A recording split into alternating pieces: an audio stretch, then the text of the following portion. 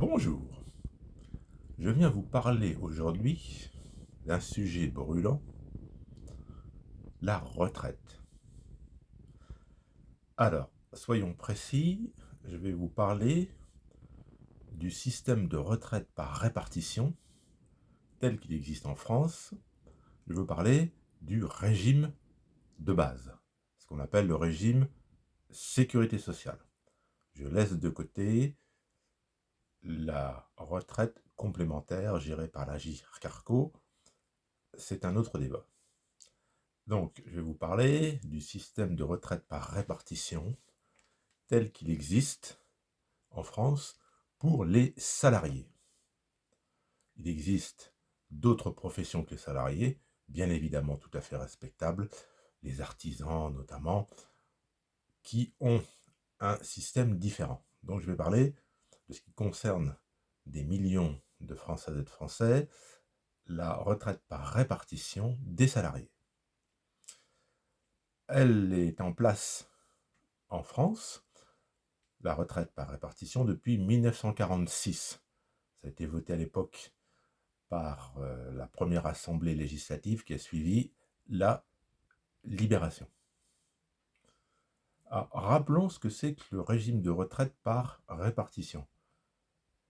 Ça peut paraître extravagant, mais bon nombre de gens, en fait, ne savent pas que la retraite en France est versée sur le principe de la répartition. Alors, répartition, qu'est-ce que ça veut dire? Quand on est actif, en tant que salarié, on se voit prélever des cotisations retraite. En parallèle, l'employeur verse pour son salarié également des cotisations retraite. Ces cotisations sont utilisées pour payer les pensions des personnes qui sont en retraite. On entend donc souvent dire de personnes actives, « Oh bah, je paye pour les vieux. Qu'est-ce qui nous coûte cher les vieux ?» Alors effectivement, quand on est actif, les cotisations retraite que l'on verse en tant que salarié et les cotisations que verse l'employeur pour la retraite, effectivement, sont utilisées pour payer les retraites des pensionnés. Mais il faut préciser que cette utilisation des cotisations versées génère pour le salarié un droit futur à retraite. C'est-à-dire que le cotisant, en contrepartie du fait que ces cotisations servent à payer les retraites des pensionnés, s'ouvre droit, pour lui, à une future retraite. C'est ce qu'on appelle la solidarité entre générations. Et ça, c'est la base même du système. Et je le répète, beaucoup de gens ne se rendent pas compte.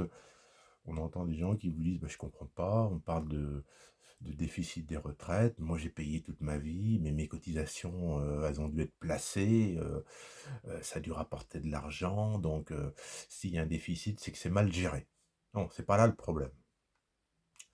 Alors, la solidarité, c'est un très beau principe, mais il faut également aborder le problème des mathématiques. Quand on était dans les années 1950-1960, une époque de plein emploi, eh bien, il n'y avait pas de souci pour atteindre l'équilibre, parce qu'effectivement, il faut un équilibre entre les cotisations versées et le versement des pensions aux pensionnés. Et donc, tant que cet équilibre est maintenu, ça va bien. Et puis, est intervenu le premier choc pétrolier en 1973, la montée du chômage, ce qui fait que, avec un nombre de chômeurs qui augmente, le nombre d'actifs baisse, et donc le nombre d'actifs baissant, le nombre des cotisations baisse également. En parallèle, il faut tenir compte, et c'est heureux, c'est une bonne nouvelle, que l'espérance de vie a augmenté On vit plus longtemps en 2023 que l'on vivait en 1950 ou 1960. Donc, au fil des ans, on a vu le phénomène suivant: le nombre de personnes en retraite augmente et le nombre de ceux qui alimentent le paiement des retraites, c'est-à-dire les actifs, le nombre des actifs baisse. Donc, à partir des années 70, on a eu droit à une succession de réformes ou réformettes, mesures diverses et variées pour tenter de rétablir l'équilibre financier. On augmente les cotisations des salariés, on augmente les cotisations versées par les employeurs, on crée la CSG, contribution sociale généralisée, on remet en cause l'âge de départ à la retraite. Monsieur Mitterrand, élu président de la République en 1981, avait promis que s'il était élu, l'âge de départ en retraite serait abaissé de 65 ans à 60 ans. On pense qu'on veut de François Mitterrand, là n'est pas le débat. Il est bien évident que les gens qui ont pu partir en retraite à 60 ans au lieu de 65 s'en sont trouvés fort satisfaits. C'est une évidence. Mais ça a contribué, bien évidemment, à augmenter le nombre de retraités, et donc le nombre de pensions à verser, alimentées par les cotisations des actifs. Mais si les gens partent plutôt en retraite avec une montée importante du chômage, le fait que l'on va, bien évidemment, pour remplacer les départs en retraite, recruter des actifs, ne suffit pas. Tout d'abord parce que le nombre de personnes qui partent en retraite n'est pas systématiquement remplacé par un nombre identique d'embauches.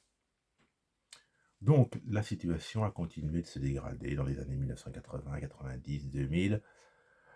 On a d'abord repoussé l'âge de départ en retraite de 60 à 62 ans. Et puis là, en 2023, bon, c'est la fameuse réforme qui fixe l'âge de départ à 64 ans. Ça, c'est le régime en vigueur, le régime de la répartition. Dans de très nombreux pays du monde, il n'y a pas de régime de retraite par répartition. C'est à chacun de se débrouiller par soi-même. C'est ce qu'on appelle la retraite par capitalisation. Un petit rappel, aux États-Unis, il existe, et oui, une retraite par répartition, mais elle est tout à fait minime. C'est-à-dire que, étant donné qu'elle est tout à fait minime, il est absolument impératif pour les salariés américains d'avoir prévu leur propre retraite par capitalisation. Alors, l'avantage de la retraite par capitalisation, c'est la liberté. Vous êtes libre de cotiser, de choisir vos placements. Et je vois bien sur YouTube, c'est un courant de pensée qui existe. Il y a des arguments, et on est en démocratie, il faut en parler, je pense, calmement. Il y a des gens qui vous disent, moi j'en ai marre de cotiser pour ce régime de retraite par répartition, j'en ai ras-le-bol. Moi je voudrais qu'on me fiche la paix, je voudrais me faire ma propre retraite. Alors, on peut se faire sa propre retraite en investissant dans l'immobilier, ou en actions, ou un mixte des deux. C'est tout à fait possible. L'avantage, c'est la liberté. Alors, le revers de la médaille pour la capitalisation, c'est que tout le monde n'a pas forcément un niveau d'éducation financière permettant de se constituer de manière efficace une retraite personnelle. Alors, vous me direz, on peut mettre en place une éducation. Ça pourrait effectivement se faire. Puis il y a aussi le tempérament des gens. Il y a des gens qui ont un tempérament naturel pour épargner, puis d'autres qui détestent épargner. Bon, il y a des gens, on dit l'argent leur brûle les doigts. Il y a des gens qui sont totalement incapables de se constituer leur propre retraite à titre personnel. Alors, les tenants purs et durs de la retraite par capitalisation, oui, ben, tant pis, hein, c'est la liberté individuelle.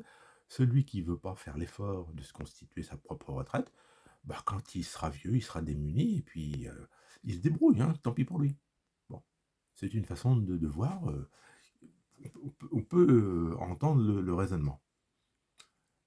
Inconvénient également de la retraite par capitalisation, c'est que vous allez investir dans des actions.